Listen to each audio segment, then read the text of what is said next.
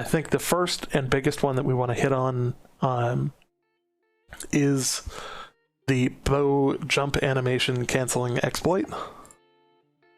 I mean, I don't think it's an exploit.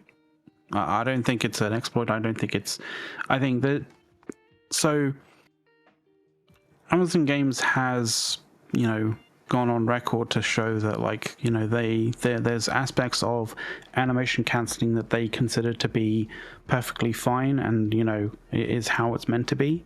You know, there's animation canceling that you know, is completely fine in their regard, right? The bow jump, like the jumping animation cancel for the bow, I think is just the mechanics behind it, right, make a lot of sense logically, right? This essentially what they're talking about is you essentially can fire apparently twice as fast as you know, if you jump right after a shooting, and then when you land, you know, you right click to, you know, to aim the bow again, right? Mm-hmm. I don't think, you know, you're firing twice as fast. We're gonna actually showcase this here too. Yeah. So there's this is the YouTube video that is basically detailed in the in that particular forum post. I personally really like the fluidity and the sort of the style of you know, PvP that's going on in this video. It is kind of frantic, a bit hectic, but very intense. And I honestly feel like there should be more of this sort of style of you know, PvP gameplay in, you know, more areas. Mainly because it's like really engaging, and it, you know, just to watch, and it must be exceptionally engaging to actually do. Yes. Now, if you watch this specifically for when he's like jumping, not dodging, jumping, right? And then keying up another shot with the bow. That's kind of what you're looking for, and that's basically what, you know, people are basically saying is broken. But honestly, when you think about it logically, right? As soon as that shot has left the bow, you should be able to do anything, jump, whatever, right? There shouldn't be something that locks you in after that arrow has left the bow, that forces you to, you know, walk, or you know, stop doing something for a few minutes and then allow you to do something. So as far as I'm concerned, once that arrow has left that bow, you can do what you want, like, straight away. For information on the items that are dropped by the NPCs in question, I believe New World Database has, you can look up the actual bosses by name on the database at nwdb.info, and it should have exactly which trophies it has parts for. If you could probably rewind this a little bit, right? Because there is an aspect of the bow that I think is like truly fucking broken, and it's showcased in this fight, like right here. Because this is the cool kind of thing. It's when that shot hits, like that's a non-crit hit of 3,201 that you saw at the start of that fight, which is just insane. Absolutely insane. And it's not like this guy has a glass cannon either. He has, you know, close to 10,000, you know, hit points. Which, yeah, fair enough, is not amazing amount of hit points, but it's not a glass tank. Like he isn't glass tank fit. So, and that's the thing that I think is broken regarding the bow, right? Is just the sheer huge amount of alpha that you can get out of it. Well, I think the problem is the combination where, you know, he's dealing several thousand a hit, and he's also got the ability to double the intended DPS by understanding exactly when you can animation cancel to do this. You know, I think that but the it animation just makes the cancel weapon makes sense though. too powerful. Yeah, but like if it comes to like you look at any kind of actual like any historical kind of sort of showcase of what a bow is all about. It is about putting down a lot of firepower, quite fucking fast. It wasn't about long range hyper accuracy. And it wasn't about massive amounts of penetration. It was about putting a lot of arrows downrange into the enemy. Sure, you have these things. You have this kind of idea of Robin Hood being able to split another arrow into because he was so accurate with a bow. Like that's. There's a reason why that's a fable and a fairy tale, like a fantasy sort of thing. It's because it wasn't actually fucking true. I think the problem is the weapon as intended already fires pretty quick. This is just making it fire like much faster. I'm not saying that it shouldn't fire this fast. It can have one or the other, like either high damage or rapid fire, but not both, because if you can hit for 3K on a hit and you're hitting much more often than any other weapon in the game, then that's a huge problem. Oh, for certain. So the way I see it is a bow shouldn't hit for 3K. A non-crit hit for 3K should not be possible on a bow ever. As far as I'm concerned, anyway. I know it's possible because we've seen it in this video, obviously. I think it's one of those things where it should be, 1.5K crit, maybe 1.2. Potentially, maybe even one, considering that you can push that damage out to quite a lengthy range or quite a good range. Your operational capacity with dealing damage is quite far, and it's fairly direct as well.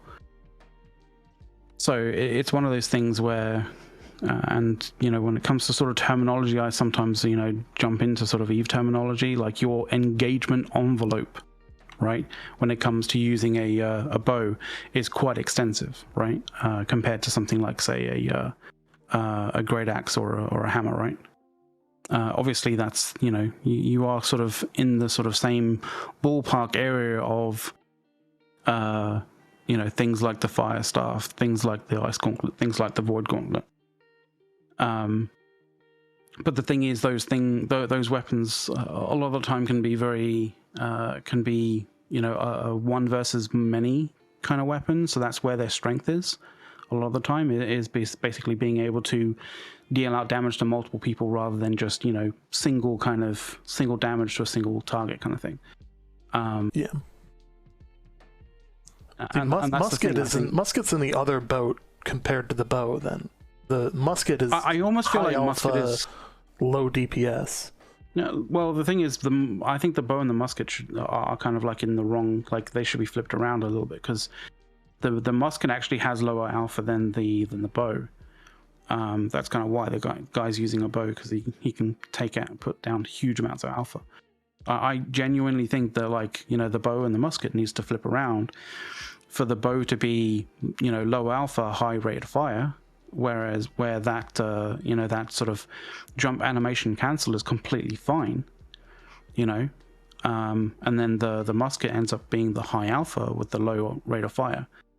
The only thing that I have issue with when it comes to the musket is when you've half reloaded a musket and you have to dodge, you have to start that reload all over again. That's the one aspect of the musket that really irks me so much. Yes. Apologies, I'm doing something else on another screen here. I mean, there's also But there's also aiming the bow as well. Like aiming a bow has a lot more skill as well when it comes to, compared to the musket.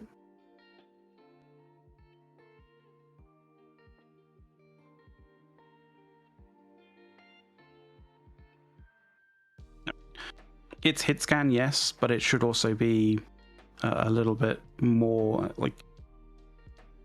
I kind of feel like the variance, the horizontal variance for a musket should be more than the bow, because the bow you have to deal with, you obviously have to deal with arcing shots, right? So the variance that you have to deal with the bow is much more, on the vertical. So the variance on the horizontal shouldn't be that much, right? Mm-hmm. Whereas you go to the musket, the musket doesn't have any issues with vertical variance because, as Chad's pointing out, it's hit scan, right? But what it should have, because when you're firing a musket, it's a ball, right?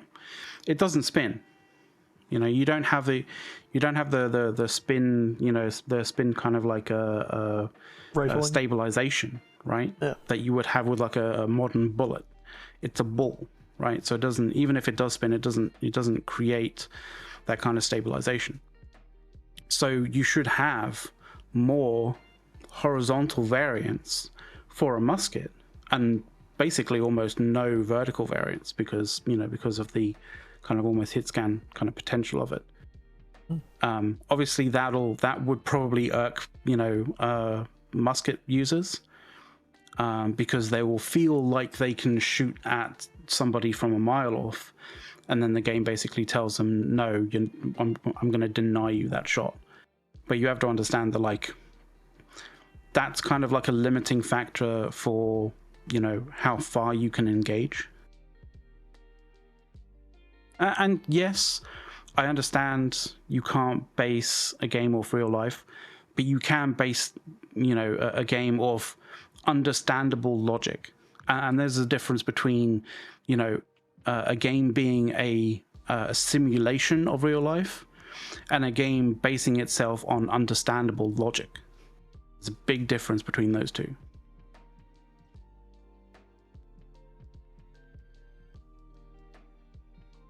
But yeah, where do you land on this whole kind of aspect? By the way, you don't really care too much. I see it as three problems. One, again, a weapon can either be high alpha or high DPS. Can't be both. From there, each weapon needs to be balanced against each other to ensure that a great axe is as competitive as a bow, and that you don't have the sniper from the grassy knoll fucking blowing everybody's heads off, as they run around Outpost Rush with no possible recourse, because that happens more often than I'd like to admit. And the other issue is gear score, where the guy's running a 600 gear score legendary bow, probably with I forget the perk, the one that gives added damage and probably has added damage on several perks to it. The issue there is that if you're going against anybody who doesn't have 600 gear score, you have a distinct advantage. And especially when it comes to Outpost Rush and balancing these things for larger fights like that, the game doesn't take into account gear scores when people are going into these matches, and oftentimes you'll end up with one side that has a bunch of fresh 60s that don't have any legendary gear, and you'll have the other side who's sitting there with groups of 5 who have all having a group of 5 versus going in with a solo is a vastly different experience in OPR. But also being level 600 gear score versus not being level 600 gear score is a solid kick in the pants as well. Yeah.